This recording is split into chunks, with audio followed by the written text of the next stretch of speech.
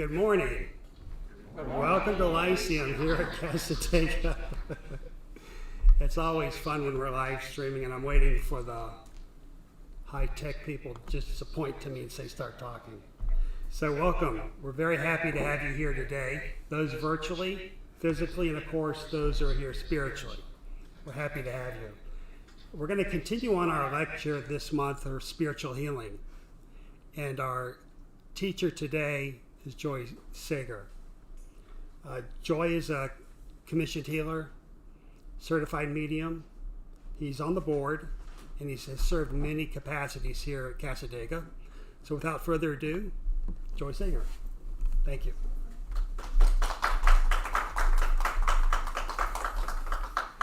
Good morning, everybody, and thank you for being here. It's a pleasure to be here. It's always nice to step in these shoes over here. So, as I was offered the opportunity to be here with you, the thought was the topic is spiritual healing, and then I approached to ask, like, how do I go about it? And it says, it's all about you. So we'll see where we navigate. So my thought process as I've been pondering on this is, so you'll get to share my story, but I'm very practical when it comes to teaching. So what I've experienced, that's what you will get. It's not so much of the book things. It's an experiential thing. So born and raised and educated in India, I have spent there substantial amount of time just growing up and being immersed in different cultures between friends, family, school, etc. So there has been a great exposure in many different religions, etc. But as growing up within our home, prayer was something very important, and it was always encouraged to pray. You know, if you're having a good day, you pray for things. If you're not having a great day, you ask for the support and comfort. So prayer was always significantly there, and we were also very well connected within the community of our religion at that time and my religion at that time, and we were very active, and we would have prayer groups at home, and we would have praise, preaching, singing, etc. You can understand it, but it was all home, and then we were also well connected within the churches, so that part of understanding that praying becomes a part of an essential part always stayed there for me. My curiosity as I share my own journey was to say, can I do this? Can I speak to God, or can I speak to the Creator? And I always yearned to sit within those prayer circles to connect on my own accord, as opposed to listening to the person that is in front of me. So I always had this, they are praying for us and I'm praying for myself, and I always had that going, and it just sort of was a part of my thing. It was nothing abnormal, nothing unusual, and life went on. Then my mother passed, and soon, within a matter of hours, she spoke with me on a spiritual level, and I was not a spiritualist at that time. I was still in India doing my thing, being part of that life, but she spoke, and it was just like I'm looking at you, just like I'm speaking to you. She spoke, and she defined what it was for me and what was destined for me in some ways. And I let it rest in my being, and I just carried on. But in that time, there was a lot of learning that was also happening, because right as she passed on, as a young adult, I was trying to understand, grasp all that thing, and so forth. So somebody suggested, why don't you go and take some classes on healing? I said, maybe.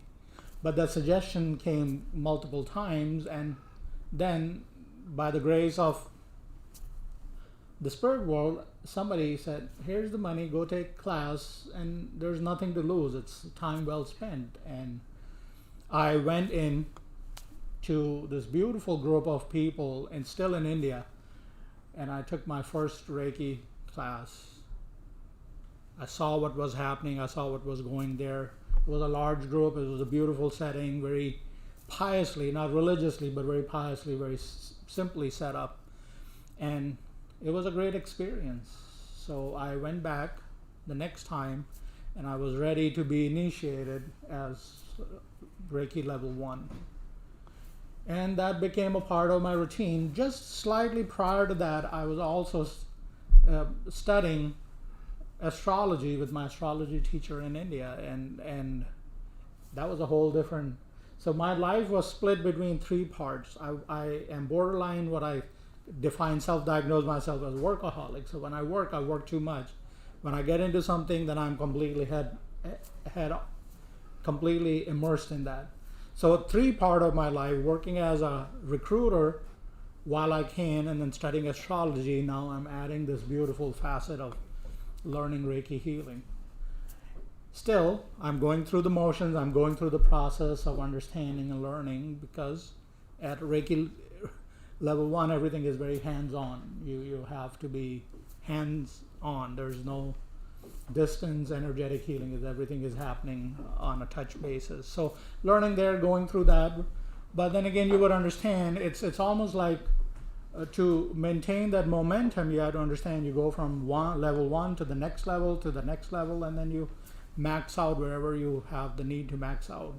But it was a beautiful time in my life, because I had the perfect support of people to strengthen my journey. My life was unfolding in a manner that was not easy to comprehend, because things were happening and I had no idea how fast, how quickly things were happening.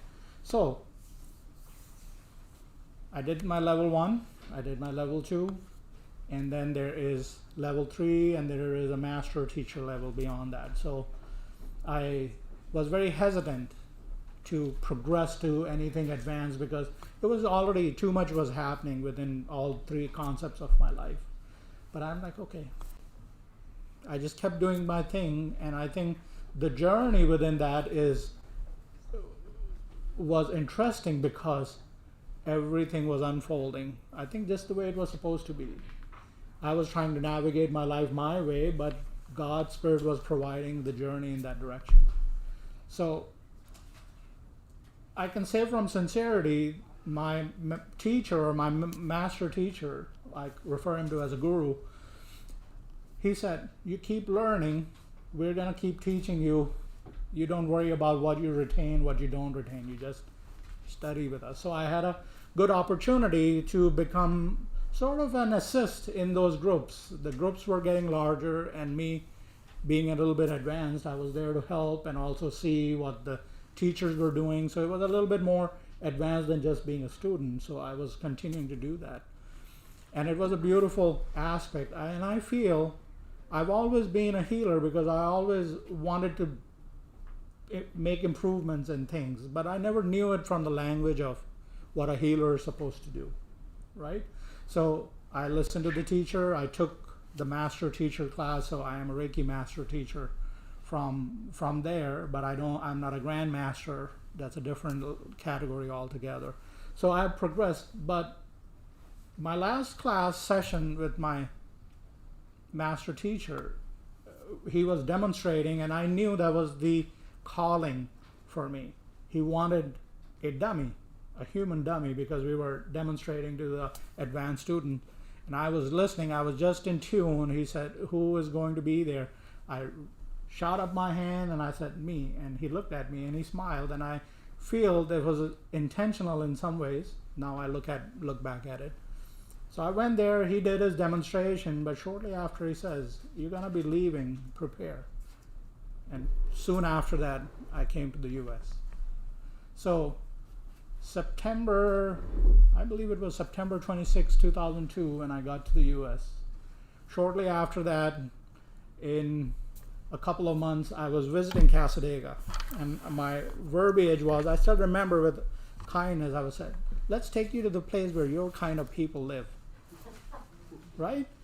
We have a kind, and I was very happy to meet my kind of people. So I was driven to Cassadaga very shortly from Sanford to here. And I was happy to be here. It was very quaint back then, I would say. This is a different story in 2020. 2002 was very quaint, laid back, very gentle. This is keeping up with times. But that experience was like, okay, this is just a little town. You come to the street, make few turns, and then you're done. I didn't get to come to a lecture or a class or anything. I was just a passing by traveler.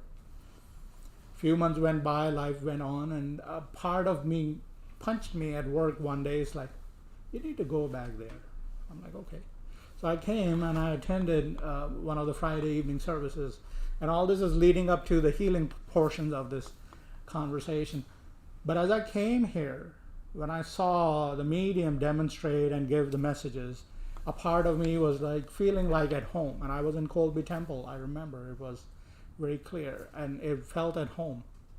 A part of me knew where this was going to. So as I came into the next time around, I came for Lyceum, I came for Sunday services. It was just more at home. And the journey of my studentship started in 2003. So once again, what do you want to be? A medium, a healer, or where are you heading for? And we all come here with our own sense of curiosity. Some come here for healing, some come here for guidance, some come here for just finding the common spiritual place that is truly yours. And for me, it was just like something within me was just pushing me. It was just driving me, and it was time for me to dive right into spiritualism. And I had no idea what it will do for me. It changed the concept of my life. It changed my life. So when I became a part of Cassadaga as a member and then subsequently as a student, the journey of healing or learning to understand the spiritual healing was no different than the journey of learning Reiki. Now, there are substantial differences between the two, if you would understand. One is very hands-on. There are tools and things that go along with the Reiki and the Reiki students with that concept, with that school of teaching. But spiritualist healing for me was much simplified in some ways, if I had to put there. And a lot of emphasis for me was to be in tune with the higher frequencies, God, etc., to let that healing flow through you as a medium, as a channel. And healing will do what it's supposed to do. You really don't have to be a part of that other than holding the intent for healing. So that was a whole different learning curve. You know, imagine coming from, your symbols, where to direct them, what's there, you need to scan. So all that learning in bits and pieces were already predisposed for me in my consciousness. But coming into the spiritualist form of healing, it was getting simplified. If I know where it needs to go, still I had to learn to let the healing do what it's supposed to do, right? And that was the big part of learning curve as a healer, is to direct that part of the process.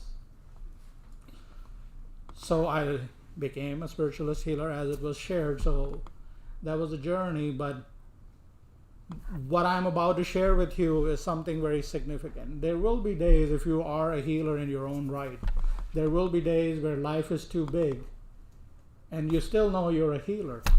And that's where the trick comes in, to be able to disconnect yourself from whatever is life giving you and to step in those shoes of healing through words, through energy, or whatever you want to define it, and let the results being produced in front of you. So as I went into my movement as a breeder and a medium, and I was like, Spirit, how do I give back? You've given me so much, how do I give back? And once again, like in my story of my life, I heard, you do the healing on the porch, and we will tell you how exactly to go about it. So I started healing on the porch, and I did it quite significantly for almost 2.5 years. Recently I stopped, and it is not going at the time. But first Saturday of every month, I would step in purely for the role of healing from 10 a.m. to 12 p.m. Anybody that walks up gets a healing within that time period, and my purpose was to just be an instrument. I have experienced so many fascinating things through this time period of that healing, because that was just the focus and intention was right there all the time. I'm slightly old-fashioned in my own way of processing and thinking. So Spirit said, we will only going to do a fruit exchange in lieu of, there is no money transaction here. Whoever is receiving healing, if they can bring a piece of fruit, they will drop it here. You collect that fruit and then you donate it in the kitchen here. So I was just an instrument. My intention was to give back. And that was how it was provided. So its story is not about me, but I'm a part of that story. But as I see this aspect of 2 years of that healing time period, there have been so many remarkable experiences that have happened, and one I'm very profoundly going to share with you. So I stepped into this, in the space of healing at that time. And the first set of people, there was a group of 3 people, and they walked up, and I could feel a presence walking in with them. And the first person that sat in front of my bench, that's what I have, it's just a bench. So as the person sat down, and I just set my intention, and I put my hands on the shoulders, I could just feel that presence just take over me. And in that time, I knew I had a set of wings. I knew I had a set of bigger presence that I have not experienced before, especially in that healing session.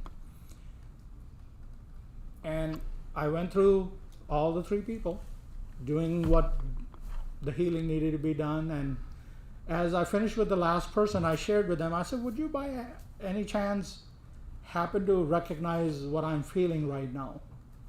And 2 out of 3 people said, we know exactly who and you are talking about, because this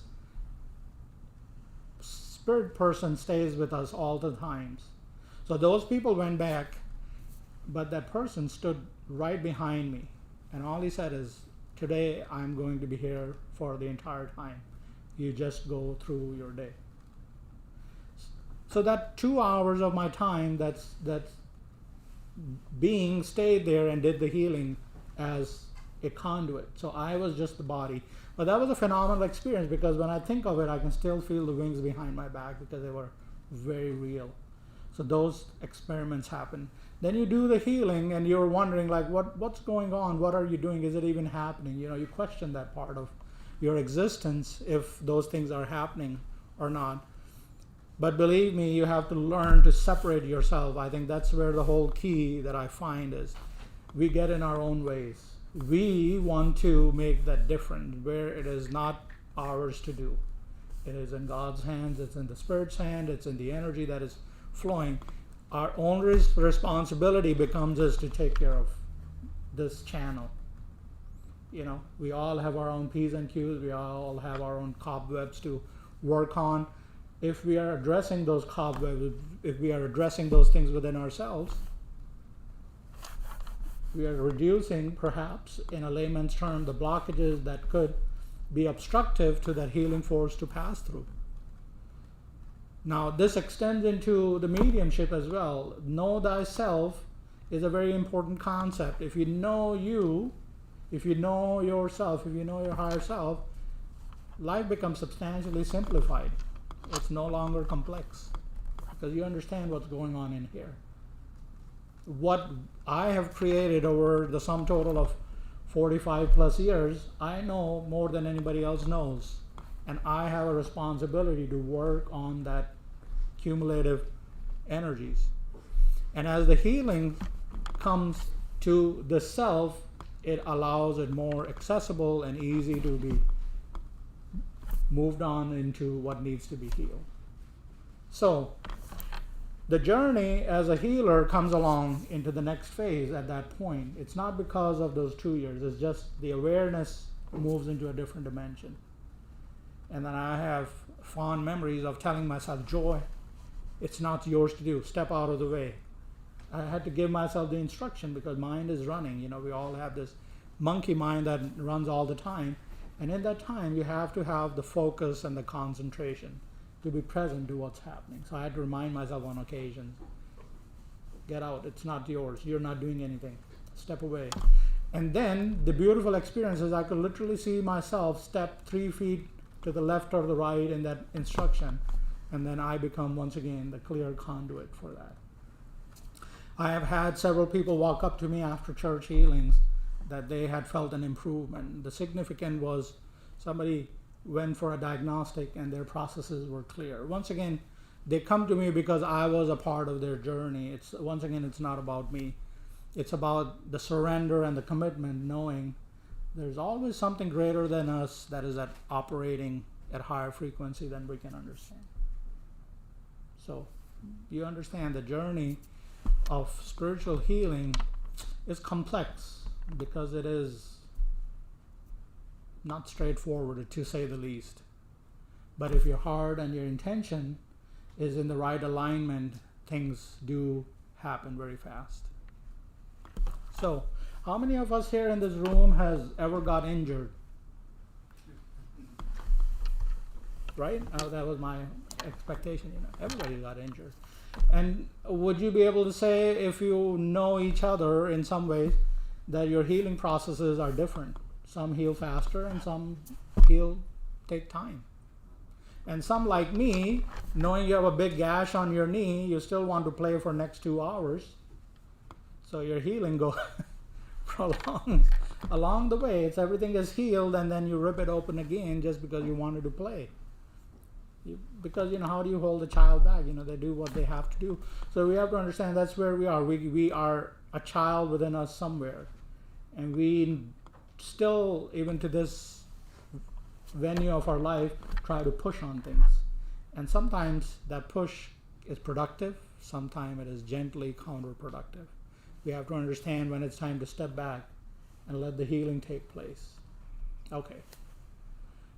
So we all in this room, once again, if I were to ask with a show of hands, how many of you have grieved for a loss? Any kind? Death, dying, separation, parting, etc. We all have gone through those things. Can you speed up that process of healing? Can you do this and it's gone? You cannot, because that's a part of our journey. Now, there's a beautiful thing that I read, and I think I just remember it because I'm just as human as anybody else. Some of us don't like to heal. We don't know that, but some of us hang on to that journey a little bit longer than it truly is meant to be. Why? Perhaps we look a definition of ourselves in that hurting process. We have the ability to shift our reality into different dimensions. But that is also said, with grief, there's possibly nobody can define what is the time for grief. There are a lot of scientific studies. They say 1 year, 1 day, and 23 hours is the click there. But no, you cannot define grief. You cannot define the loss that you've experienced because it's your experience. One should take a healthy amount of time, whatever it takes, to journey out of that grief. But the key goes back to know thyself. Once you feel that healing is taking place, or you're coming to a point where it's no longer as strong within you as it was once, at some point, you have to accept that place of healing and move into the dimension of what is working for you. So you have to understand the journey within the healing is complex. It's simple, but it's complex because we like to know the reason. We'd like to know why what's happening. We need to know what's the next step. Sometimes that is necessary, yes.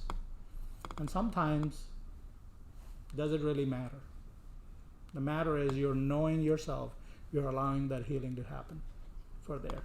So as I go into the aspect of just pure healing, our religion of spiritualism enriched in a lot of natural and spiritual laws. And there are several of them, there are hundreds of them, and you have to understand, just like to have an experiences, we have to have 2, 3 more senses to work at the same time. Those laws don't operate independently. They have to combine with each other to make things happen.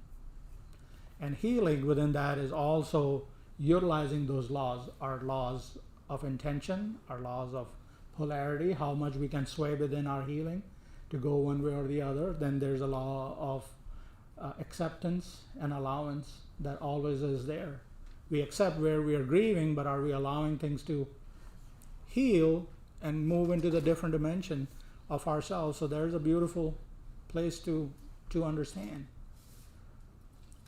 And to know there's a relationship that gets created between you and yourself when you go into these experiences of that kind. It comes into the forefront where you have to look at those things.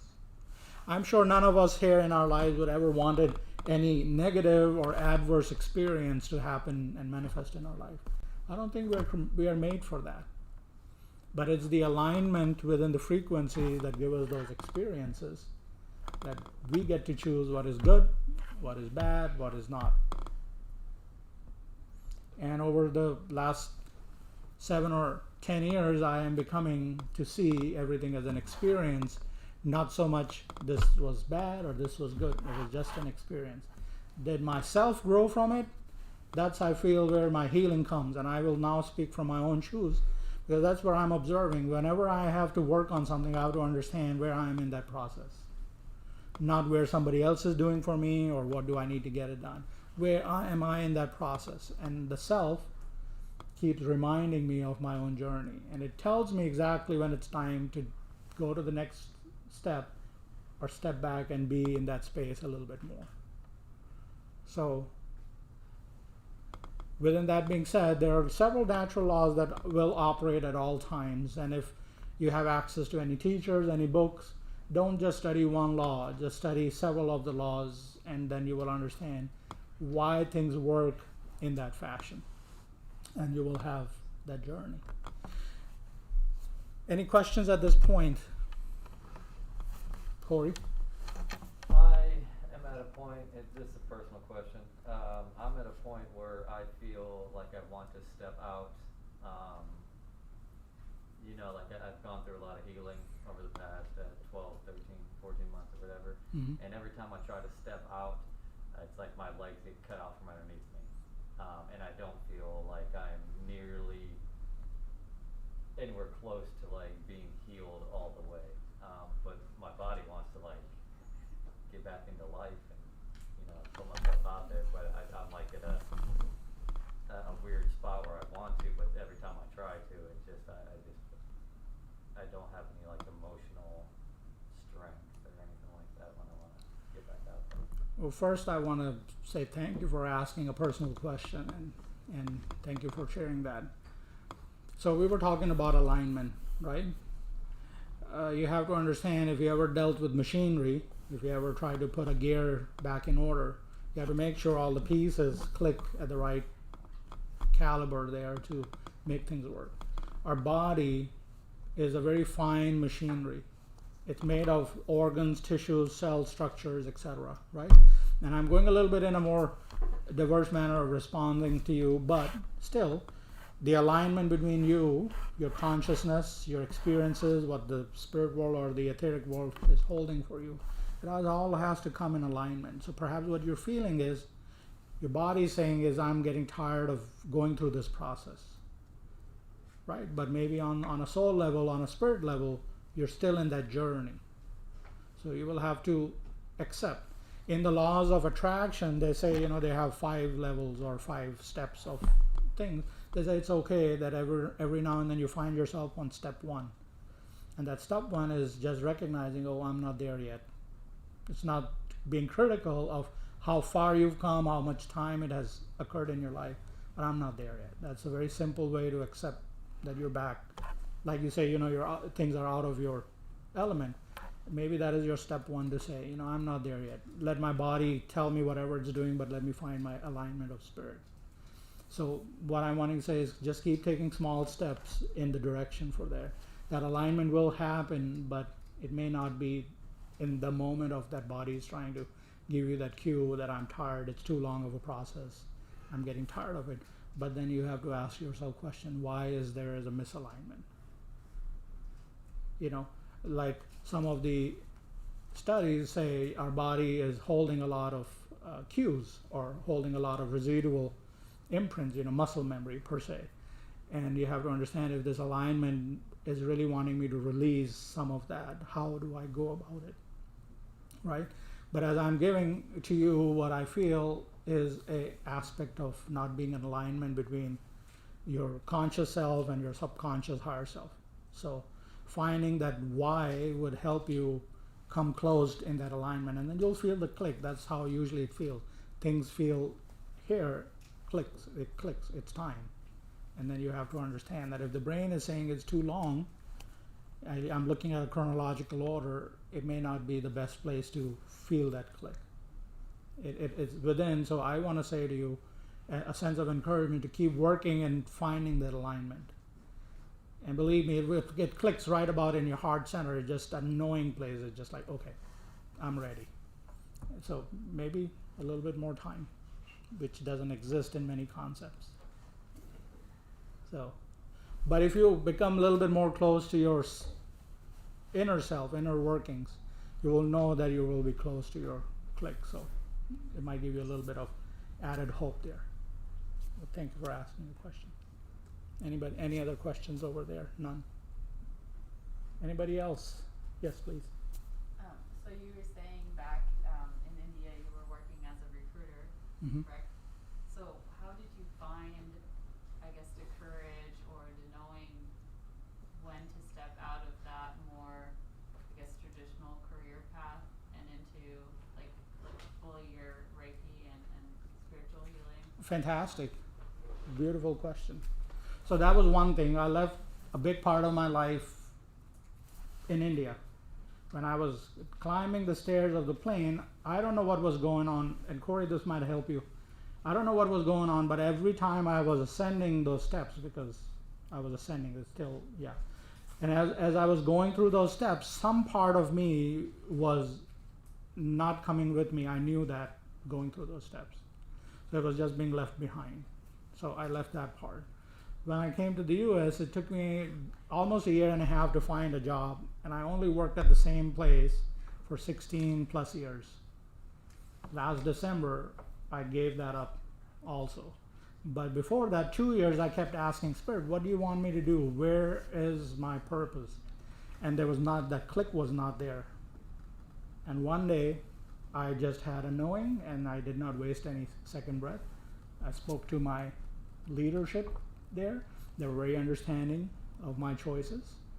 And when I finished that conversation, I did not have no guilt, no pressure, no remorse of like, oh my God, now you can't take this decision back. There was nothing of that sort. It was just a feeling.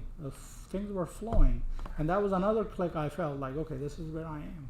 So I haven't turned back to look like, oh, do I miss job? I do miss people that I worked with, because 16 years of building relationship is a long time to walk away from. So they do carry with me all the time, because I'm fond of them and they have a good place in my life.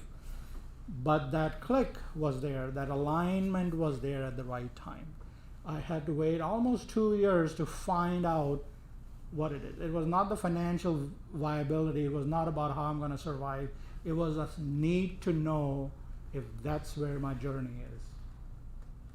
Right? Sometimes our feedback, because we are so dedicated, our responses from clients and our work is so overwhelming, then it becomes everything about us when we fail to know if that is the right timing or not. Right? So if you are seeking a indirect answer to your own journey, you may want to listen to the calling. When it becomes your calling, that is the point where you would say, now nothing matters. It's not that I cannot live without it or I cannot do without it. When it becomes your calling, then everything will resolve itself.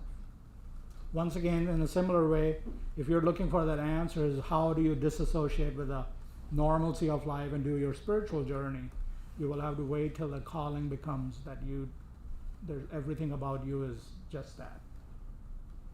So there's a difference of saying my mind is saying I'm giving results, producing results, I'm having these experiences, than saying, oh, I cannot live without this. When I wake up, that's all I need to do. I want to do. This is where I need to stay. And everything becomes so immersive, it becomes your calling. You know, we understand those callings are from small cues, but it's bigger. The feeling is so spiritual in nature that it's hard to define in words what it feels like, but it is the calling. So as we understand in this work, there are a lot that are going to join the force, but there are only very few that are meant to last for a long lifetime of their lives. So you understand, if you're striving towards a spiritual life or your healing and your own metaphysical life, if you're striving to know, you might have to just have an open mind, open ears, and just keep doing what you're doing. You will reach that plateau where it becomes your calling, and then you will know where to go. So it's that place. I cannot say if I ever looked at statistics, this is what you make, this is what this is going to be. Yes, I can make this choice now. I had to wait. It just, for me, it works to be a calling. I have to call me out to do what it needs to do. And I listen. I always listen. I have lots of people that can vouch. If Spirit tells me something to do, I just listen. I have bruises to prove to that too. So, but that being said, when it becomes your calling, you will know. So in the meantime, all you can do is keep doing what you're passionate about. And that passion needs to turn into a calling, and then it'll work for you. Hope that helps your question. Thank you. Joy, do you have a healing guide? Good question. So it was a big struggle when I came here and studied. And if you go anywhere, there's always going to be a talk about guides and angels, etc. But I'm going to take you back to the early part of my story.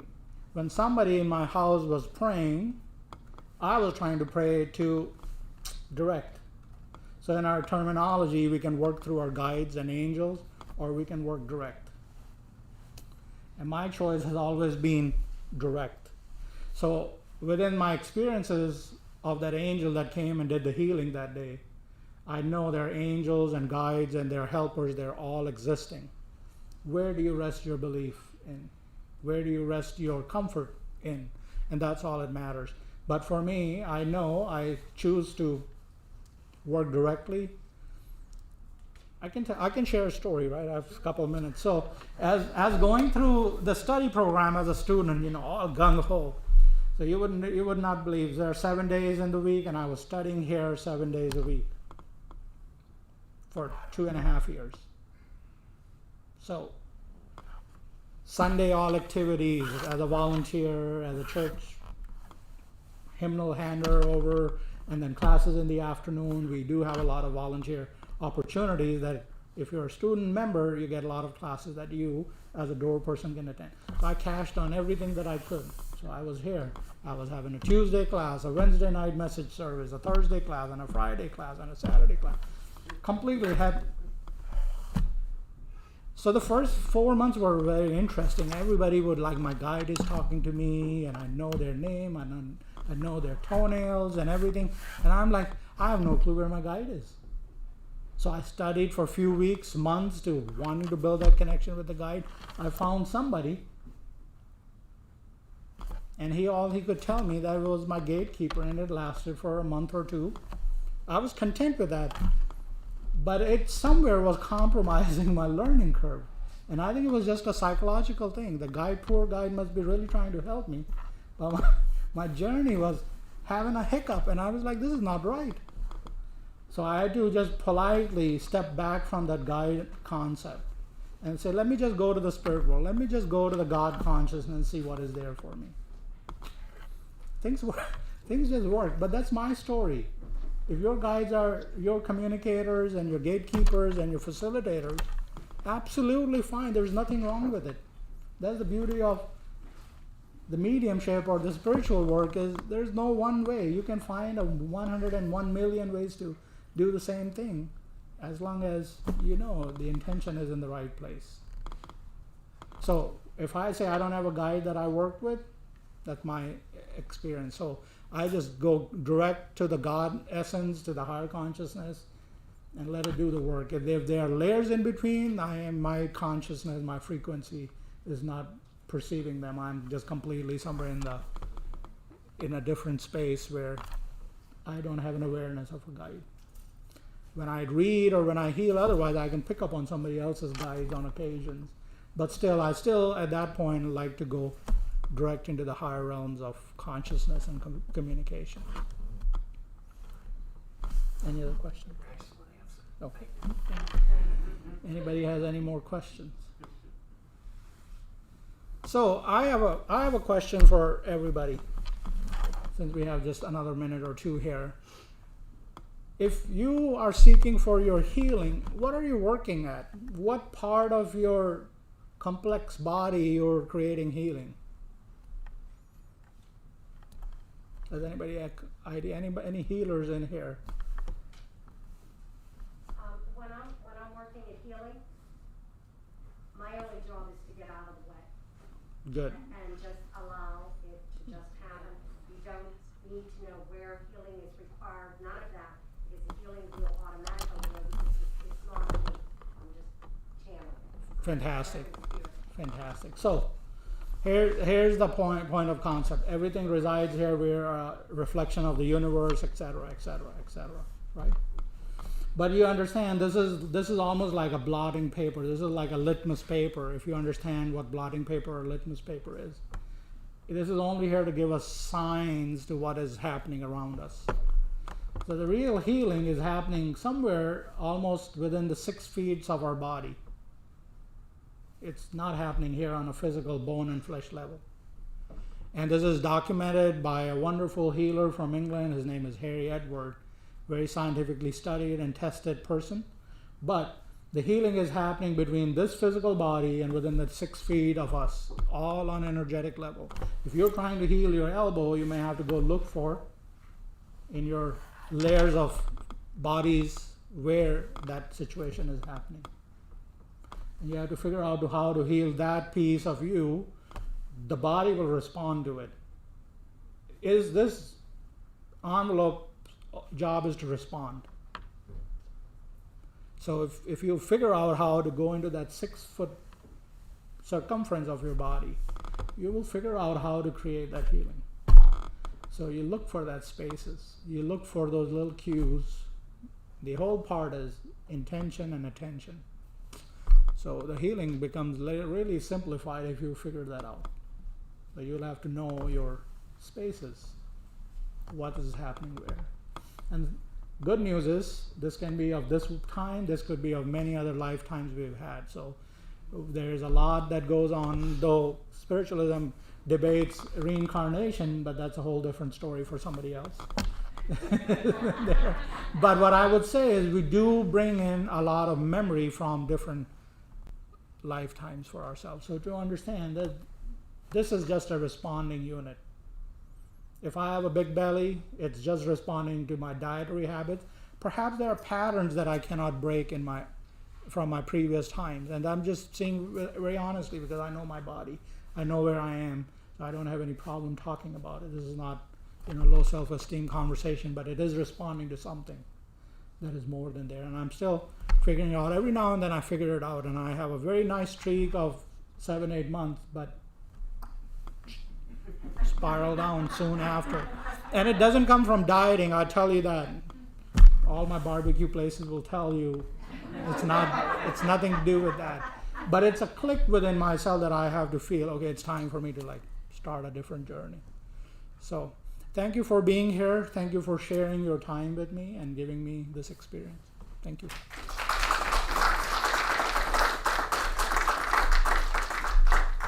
Thank you, Joy. Really enjoyed that. Is there any questions before we close? All right. Thank you all for joining us today. And Reverend Steve Atkins will be the teacher next week, and we'll continue on talking about spiritual healing. Thank you, and God bless you today. Thanks. It gets bigger the more you believe.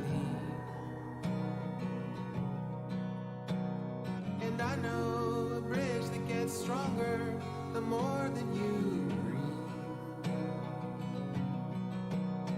And your eyes shining brighter, your heart feeling lighter, and your ego getting smaller, like the loosening of a collar, and your purpose getting clearer, spirit family drawing nearer.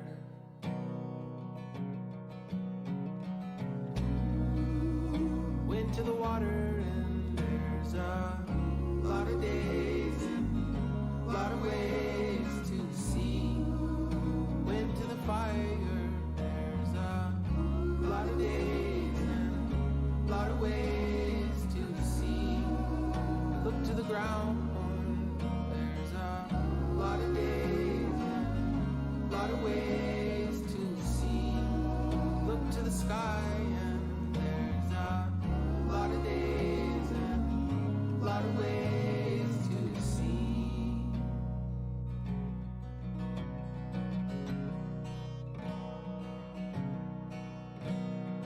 I know sometimes it feels like you travel too far. far. Finding your way with only the light of the stars. Constellations point toward your sacred kin, helping each other to find our unique medicine. And your eyes shining brighter, your heart feeling lighter, and your ego getting smaller, like the loosening of a collar, and your purpose getting clearer. Spirit family